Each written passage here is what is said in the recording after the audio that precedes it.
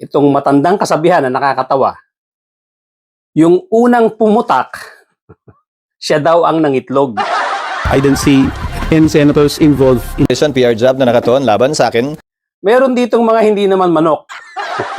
Pero obviously, mukhang mga nangitlog ito. Malicious. I will say malicious. In relation to the flood control press con of the president yesterday.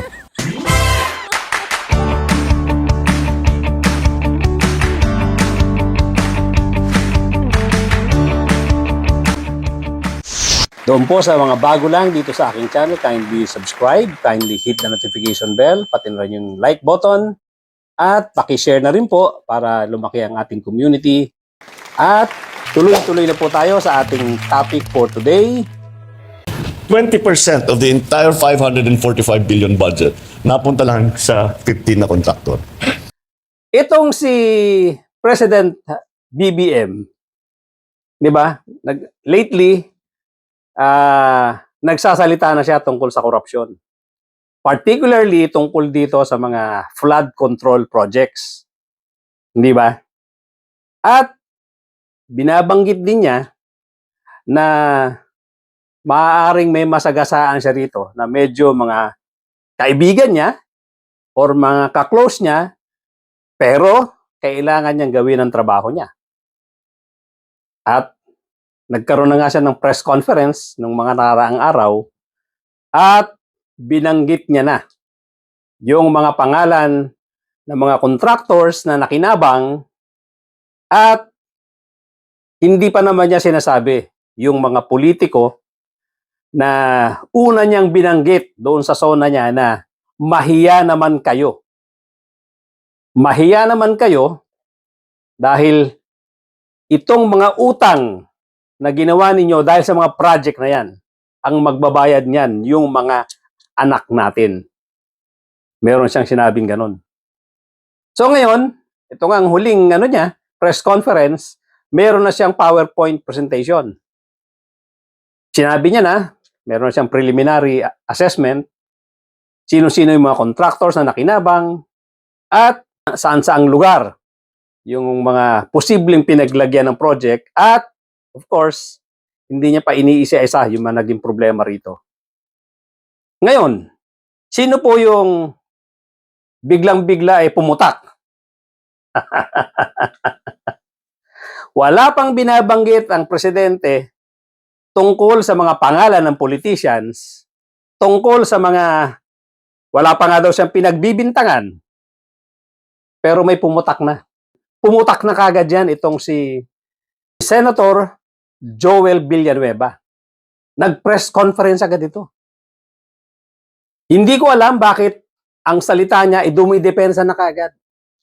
Sinasabi niya na wala daw mga senador, walang mga senador na involved dito sa mga, well, kung isi-shortcut natin, patungo ito sa sinasabing korupsyon.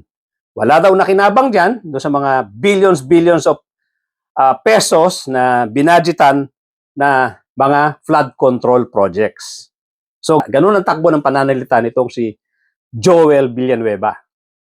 Nagsalita na kagad sa media at nag-general, na kagad siya, nagkaroon siya ng mga general statement na sinasabi niyang walang nakinabang daw ng mga senador.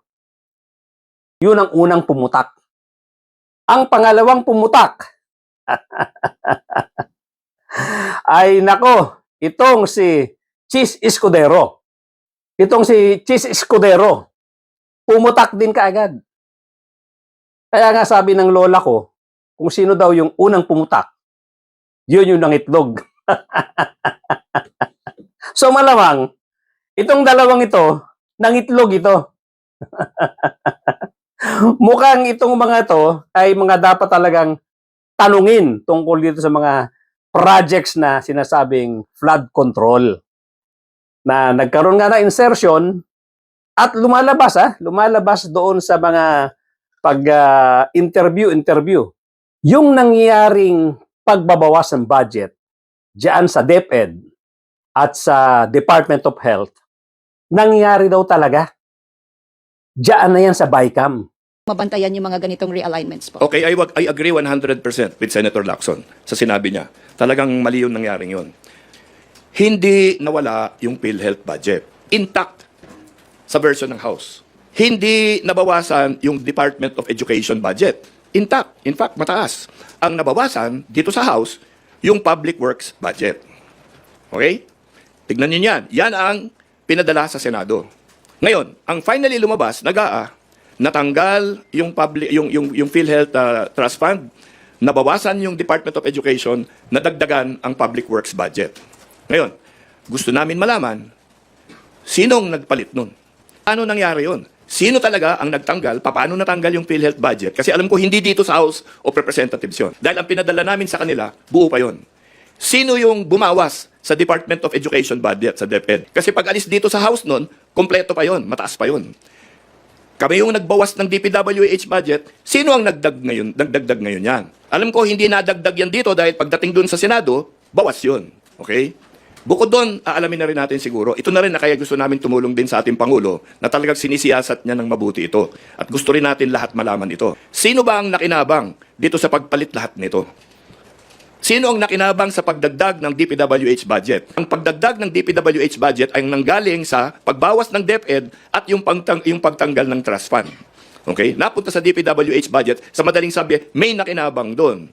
Totoo ba yung sinasabi ni Senator Soto na napunta lahat yan sa Senado at sa liderato ng Senado at sa liderato ng Senado at sa liderato ng Senado at sa liderato ng Senado at sa liderato ng Senado? Gusto rin namin malaman.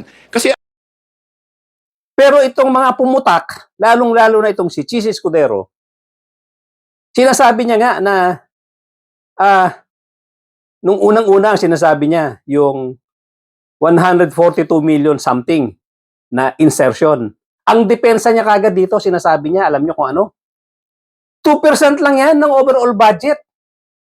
Ibig sabihin ba, perfect ang budget ng executive? Perfect pa ang budget ng lower house? Tingnan nyo kung ano yung pattern dito sa mga pinagagagawa nito, pinagsasasabi ni Chis Escudero. Ang pattern dito, parehong-pareho ang depensa nila nitong si Sara Duterte. Alam niyo yun? Unang-una, ayaw nilang natatanong. Pangalawa, nagtuturo sila. Tinuturo nila yung ibang tao, tinuturo nila yung ibang department or entity. Ayaw nila nang natatanong sila dahil yung kanil daw maliit lang. Hindi ba ganyan din yung depensa ni Sara Duterte? Doon sa kanyang nawawalang kanyang intelligence funds or yung kanyang confidential funds. Nag-meltdown siya dyan, di ba? Dahil nga sa natatanong na siya ng lower house. Ugali nila, nasanay sila mula pa sa Davao, dahil hari at reyna sila dyan sa Davao, at naging presidente pa itong si Digong Duterte, hindi sila sanay ng tinatanong sila.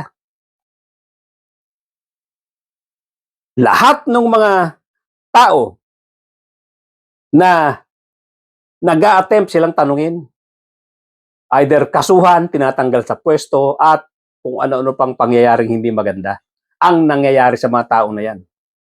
So ang sinasabi natin dito, itong kampo ng mga Duterte, kasama na dito sila Chis Escudero, hindi sila sanay ng natatanong. Ayaw nilang sumagot pagtungkol sa mga ganyang infractions, sa mga ganyang iskandalo. Tingnan mo, depensa kagad ni Chis Escudero. Ang liit-liit yan, 2% lang. Ba't hindi nyo tingnan yung taas? Ba't hindi nyo tingnan ang lower house? Napakawalang hiyang ugali. Diba? Sarang-sara. Sarang-sara. Duterte. Bakit hindi mo sagutin directly yung issue? Bakit magtuturo ka? Tandaan mo, Senate President ka. Chis, Senate President ka. Kaya hindi maiwasan dapat managot ka or sumagot ka sa mga tanong. Huwag mong iwasan ng tanong. Dahil ang laki ng pwestong ipinagkatiwala sa iyo ng mamamayang Pilipino. at ipinagkatiwala sa iyo ng mga ibang senador. Kaya obligasyon mo, responsibilidad mo ang sagutin ang mga tanong, lalong-lalo na tungkol sa pera dahil Chis Escudero, hindi nyo pera yan, mahiya kayo. Grabe ka kung makaturo ng iba. Sagutin mo muna yung tanong sa'yo. Nag-press conference ka. Dinipensahan mo agad ang sarili mo. Wala pang sinasabi ang presidente tungkol sa mga personality. Sinabi niya, wala siyang aligasyon, pero 15 kontratista ang nakakuha ng ganong kalaking pondo. Ang lumabas na artikulo, kinikilala ko, kaibigan ko, kababayan ko, tiga Sorsogon, contractor siya, pero ang nakuha niya ay 5.4 billion di umano. Wala pang 1% ang kabuuang pondo na sinasabi ng Pangulo sa flood control. Ang tanong ko, bakit pinagtuunan ng pansin yon? Yung 1% pa talaga, hindi yung 99%? Bakit pinagtuunan ng pansin, hindi yung mga mambabatas marahil o opisyal ng gobyerno na kontraktor? Hindi naman ako kontraktor. Hindi ako bahagi na anumang negosyo kaugnay sa construction o supply sa pamahalaan mula nung pumasok ako sa gobyerno ng na involved dyan sa korupsyon. Involved dyan sa flood control projects na yan. Of course, nabanggit yung yung kakilala mo, inamin mo naman, kababayan mo na kontraktor, at yan, sasagutin mo yan sa tamang forum. Sasagutin mo yan sa korte. Of course, alam namin may depensa ka dyan. Dahil hindi ganun kalakas ang batas tungkol niya sa mga donation sa eleksyon. Alam ko may lusot ka dyan. Pero, kung magiging tama ang direksyon ng investigasyon, tingin ko naman yung mga may sabit dyan ay talagang sasabit. Pero isa ang klaro sa batas. Ang isang entity na merong kontrata sa gobyerno at merong mga project sa gobyerno, hindi sila allowed, hindi sila pinapayagan na mag-donate sa mga katulad mong politicians na kumakandidato. Isa pa nga sa narinig ko sa yung depensa mo Yung projects daw, karamihan, yung sinasabing contractor nga, nakababayan mo, kakilala mong inaamin mo. Inaamin mong kaibigan mo. Sinabi mo pa. Nangyari yung maraming projects na yan, majority ng projects na yan, hindi pa ako senador. 98. Sa katunayan, yung mas malaking bahagi ng pondong di umano nakuha nung kontratistang tiga Sorsogon ay nakuha niya bago pa ako naging senador muli noong 2022. Nakakatawa talaga ang mga depensa mo, Chis. Hindi ka nga senador, pero ikaw ay gobernador. Hindi na tayo mga bata rito, hindi na tayo mga kahapon lang pinanganak para sa mga ganyang klaseng palusot.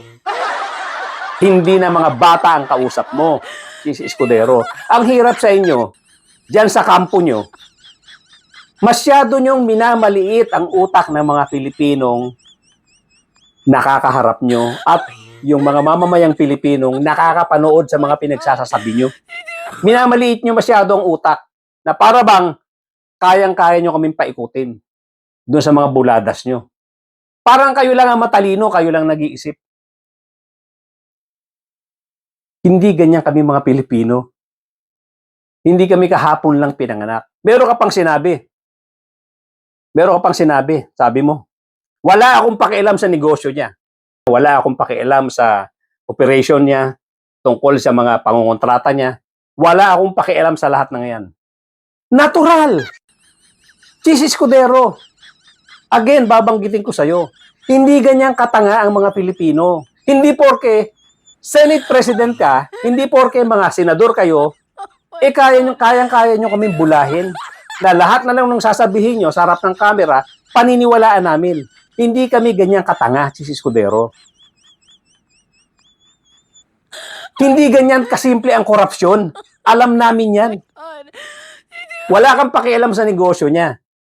Pero may pakialam ka dun sa budget. Meron kayong influensya tungkol sa pag-award ng mga budget na yan. Tungkol sa pag-access ng funds. Tungkol sa pag-access ng projects. Meron kayong influensya dyan. Na ando doon ang korupsyon. Hindi yan doon sa sinasabi mong wala akong pakialam sa negosyo niya, wala akong nalalaman sa mga operation niya, wala akong nalalaman tungkol sa mga project niya. Hindi kami ganyan katanga. Chis Escudero. Alam namin kung paano nangyayari diyan sa mga project na yan. At siyempre, alam na alam ni PBBM yan. At marami sa ating mga kababayan, alam yan. Yung mga komisyon dyan, na sinasabi nga na PBBM, umaabot ng 30%. Kaya kung tutuusin, napakaliit ng 30 million na donation sa'yo. Well, of course, kasi kumakandidato ka pa lang. Hindi namin alam nung gobernador ka. Dahil siyempre, ang gobernador may impluwensya rin yan. Sa pangangalap ng project, itong mga kontraktor na to, yung pag-a-access nyo sa budget, meron kayong influensya. Hindi ko sinasabing ginagawa mo yan, pero ang depensa mo kasi, parang masyado nyo kaming minamaliit yung mga utak namin. Hindi ganyan hindi porke wala kang pakialam sa negosyo niya, hindi porke hindi mo alam ang takbo ng operations niya, at sinasabi mo pa na wala kang pakialam sa mga pagkuha ng mga projects na yan, wala kang nalalaman. Hindi kita pinagbibintangan na ikaw ay nangungumisyon. Kaya lang, sabi nga ng lola ko, yung unang pumutak, siyang nangitlog. Dumidepensa ka na kagad. Kaya lang, ang depensa mo ang babaw. At minamaliit mo yung mga utak namin mga Pilipino. So ngayong meron ng lumalabas ng 5.1 billion na award doon sa kaibigan mo, kababayan mo, na wala kang kinalaman sa project, wala kang kinalaman sa kumpanya niya. Kung kukumpitin natin ng 30% yan, 1.5 billion pesos ang 30%. Ganyan kalaki. Kaya mga kapatid, mga kababayan, kung totoo na itong mga politicians na to ay kumikita ng at least 30% sa mga billion-billion project, isipin nyo kung gaano kalaki na ang naitatabi nitong mga politicians na to na mga korap. Billion-billion na ang naitatabi nila. Ano ang epekto nito, mga kapatid, mga kababayan, sa isang tao na nagkakaroon ng billion-billion pera? Nagiging arrogante, nagiging mayabang, nagiging sobrang taas ng tingin sa sarili. Dahil very powerful na sila, pakiramdam nila. Dahil sa dami ng salapi na inatatabi nila. Ganun po yan. Ito nga si Digong Duterte, di ba? In one of his interviews or nangyari ito, one of the hearings, na inamin niya na meron daw siya, imposible naman daw doon sa mga experiences niya, na mayaman ang naging asawa niya. Yung una niyang asawa, mayaman. Itong si Hanilet, mayaman. At ang tagal niya na daw nagtatrabaho sa gobyerno. Imposible naman daw, hindi siya magkaroon ng 5 billion na savings. Isipin niyo yan, 5 billion na savings. Siya nagsabi. Ganun kalaki. Of course, hindi pa rin tayo maniwala kung talagang ang isang politician, kung corrupt talaga, maliit yung 5 billion. Pero lumalabas na medyo mag-iisip-isip tayo. Kasi magkano ang binabayad nitong si Digong Duterte sa mga lawyers niya? In dollars, in pounds. Diyan sa ICC. May nagsasabi nga 150 million pesos yan a month. Isipin nyo, isa kang tao na nagtrabaho forever sa gobyerno. Na walang business, sinabi niya, wala naman siyang negosyo. Pero makaka-afford ka ng 150 million a month na lawyer. So talaga mag-iisip ka, saan nanggaling ang pera ng mga ito? Di ba? Ngayon, balikan natin si Chis Escudero. Sa tinagal-tagal niya na rin, pinagmamalaki niya na matagal na siya sa politika. At ito ay pumuputak na nagsasalita pa lang ng pahapyaw itong si PBBM tungkol sa korupsyon. Nag-ingay na agad sila ni Joe Villanueva.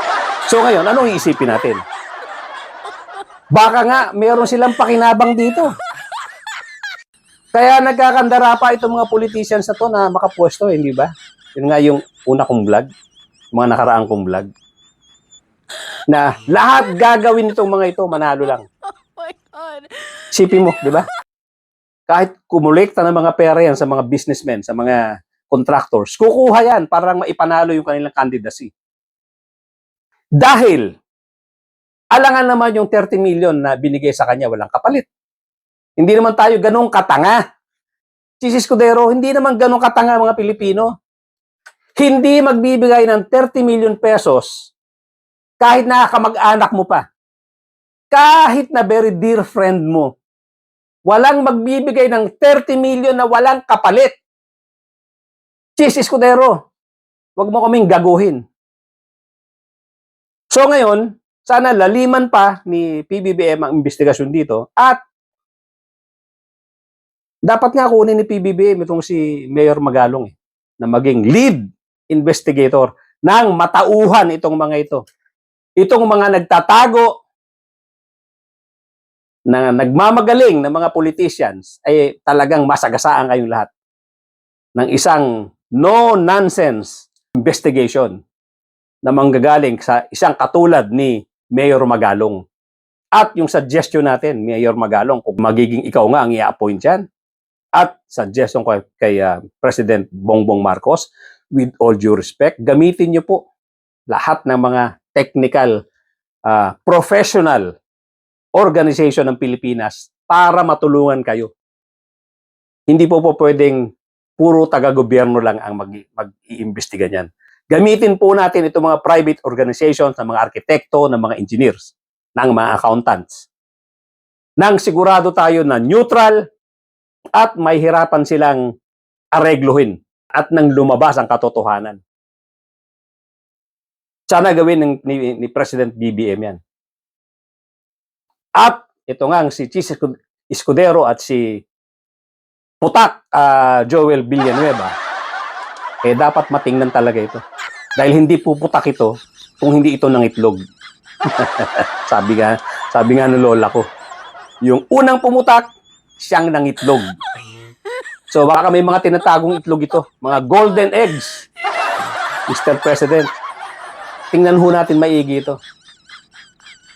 Huwag tayong pumayag na ganyan-ganyanin tayo ng mga ito. Na ngayon pa lang dumidepensa na. Nagsasalita na in defense of themselves na wala pa naman kayo sinasabi, hindi nyo pa naman sila tinuturo. Mga kontraktor pa lang, nagngangangawa na sila. Kaya dapat to matingnan maigi ito, Mr. President. No stones unturned. Alamin po natin lahat. Yung pinagtututuro ni Chis Escudero na mas malaki daw yung insertion o mas malaki daw ang insertions ng lower house, tingnan niyo po rin yan. At ikaw, Chis Escudero, total ikaw ang nagbabanggit niyan, mag-initiate ka ng investigation. Mag-initiate ka, papalakpakan ka namin. Wala kaming kinakampihan dito. Ang kinakampihan namin taong bayan dahil taong bayan ang agabyado rito. Yun ang katotohanan, Chis Escudero. Kaya, okay yan, mag-ingay ka, magturo ka. Kaya ganito na lang ang pagtatanggol mo yata kay Sara Duterte. Itong mga senador na to, pati yung mga kasamahan mo dyan, na sobrang pagdepensa kay Sara Duterte, malamang-lamang, ayaw nyo rin na maimbestigahan kayo. Ganun ba yan? Kaya nyo hinaharang yung investigasyon, kaya nyo hinaharang yung impeachment proceedings, ang impeachment trial, kasi ginagawa nyo na itong pattern. Ayaw nyong pati kayo later on ay maimbestigahan. Bakit? Pati itong si Cayetano todo-todo ang suporta, todo-todo ang depensa kay Sara Duterte. Pati kay Digong. Bakit? Ayaw nyong masanay ang mga Pilipino na pag merong ganyang hinala ng korupsyon, kailangang imbestigahan. Ayaw nyo mangyari yan. Dahil ba kayo rin may tinatago at ayaw nyo rin mapagtuunan ng pansin kayo at maimbestigahan din kayo? Tanong lang po, yan po ba ang dahilan?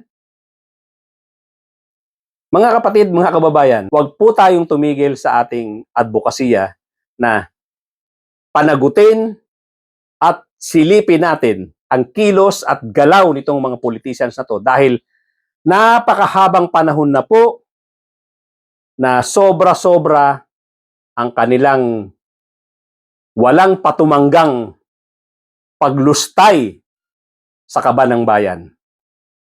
Panahon na po, tayo pong mga Pilipino ay magkaisa, kumilos tayo, huwag natin tigilan ang mga ganitong klaseng politiko, ang ganitong mga klaseng politicians na alam natin maraming itinatago at sila ang nakikinabang. Hindi po napupunta sa tamang proyekto. Hindi po dapat ito napupunta sa serbisyo ng mamamayang Pilipino. Tinitipid nila pati yung budget sa health. Tinitipid nila yung budget sa education para makapagbulsa sila ng malalaking halaga. Masakit po sa ating mga mamamayang Pilipino yan. Dapat po napakaginhawa ng buhay ng mga Pilipino. Tulad ng mga nangyayari sa ibang bansa. Napag-iwanan na tayo ng Japan, ng Singapore, ng Malaysia, Indonesia. Dahil po sa korupsyon. Hindi po natin deserve ito. Mas maganda po sana ang buhay ng mga Pilipino ngayon kung masasawatan natin ang korupsyon dito. Kaya pagtulong-tulungan po natin ito. Huwag po natin tantanan, lalo na ngayon na medyo mayroon ng pumuputak. Sigurado, hindi lang sila. Marami pa dyan. Mr. President, pati po sa lower house, na binabanggit nga nitong si Chis Escudero, sinabi nyo rin naman po na wala kayong sisinuhin, whether kilala, kaibigan, o kamag-anak. So gawin po natin sana yan, Mr. President. Nasa likod nyo ang mamamayang Pilipino at panahon na po para matigil ito. Panahon na po na makinabang talaga ang taong bayan sa pera ng taong bayan at huwag mapunta sa bulsa ng iilang matatakaw mga demonyong politiko. Hanggang dito na lang mga kapatid, mga kababayan. Thank you so much for joining me today. At sana po, huwag niyo ipagkait ang inyong subscription. Please do subscribe para lumaki po ang ating community at marami makaalam tungkol dito sa ating pinaglalaban. Laban sa mga swapang, mga magnanakaw na politik. Again, thank you so much once again. Paki-like na rin po, paki-share para lumaki ang ating community. At yun nga, maraming makaalam tungkol dito sa ating advocacy. Malabanan ang mga politikong wala nang ginawa, kundi isipin ang lahat na para lamang sa kanilang sariling pakinabang. Hindi po natin deserve yan. We deserve better. We deserve better service. We deserve better public servants. Again, thank you so much, ladies and gentlemen. At magkita-kita po tayong muli.